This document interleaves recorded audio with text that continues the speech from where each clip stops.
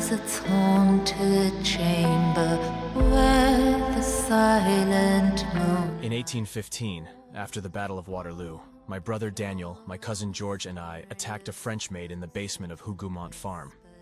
At the time, I believed all three of us did wrong by the poor girl, but this wasn't so.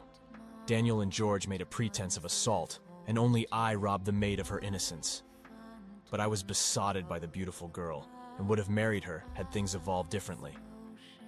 Now, after many years of remorse, self-condemnation, and disgust, I am reunited with the French maid, Isabelle Le Bon. I would have her as my wife in an instant, but she punishes me with seductive taunts and cruel emotional games. And though I understand her resentment and accept the justification for such treatment, it shreds my heart and reduces me to a quivering mess. Will she ever forgive me? Mary's long, difficult, treacherous road to find her daughter Sarah ends now. The mother and child, so cruelly separated, are reunited after decades of heartache. Mary's too overcome to expend energy punishing me with her cold disregard, and I pray I can quash her old memories of me as her master and convince her I am no longer that dominating, selfish person. I loved Mary the moment I saw her in 1788, a defiant teenage girl on the auction block in Barbados, and I would proudly take her as my wife today, this very minute. My cruel, vulgar master, Bernard Randolph, took me to London in 1798, separating me from my mother, Mary, who remained enslaved on the Randolph sugar plantation in Barbados. In 1802, while still a young teenager, I suffered a saber injury at the hands of Bernard's little son, George. Bernard was forced to take me to hospital where I was cared for by the famous French surgeon, Abel Le Bon. Kind-hearted Abel saved my life and helped me escape my vicious master, Bernard Randolph.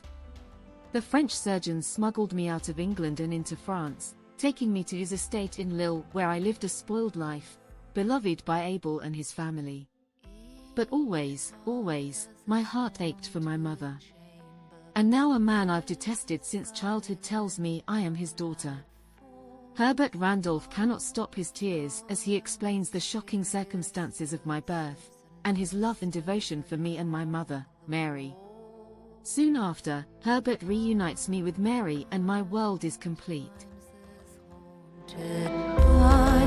I was kidnapped from my homeland in 1788, taken to Barbados, and purchased by Herbert Randolph.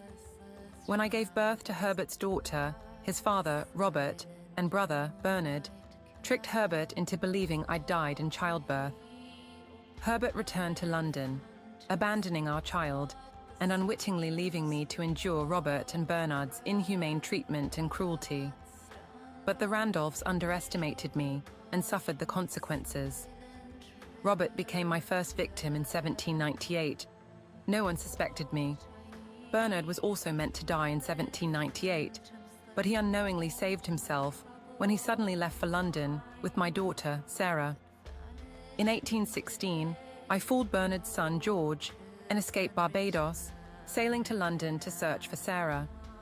Bernard hunted me relentlessly, but I eluded him for almost 2 decades before he caught and almost killed me. Herbert Randolph's interference saved my life, but it was I who drove the knife into Bernard's neck, robbing another Randolph of his earthly existence. From 1788 until today in 1835, I would have happily murdered the third white man who imprisoned and abused me and other Africans on that sugar plantation in Barbados. But Herbert Randolph has gone halfway to proving himself to be a repentant, improved man. Herbert reunited me with our daughter, Sarah, and although I don't wish to believe it, I must acknowledge his concern for my health and welfare, and doting devotion and affection. Herbert desires me to be his wife, says he'll wait forever for my answer. But we are a long way from that, and I tease him with the question, how can we wed when you don't even know my name?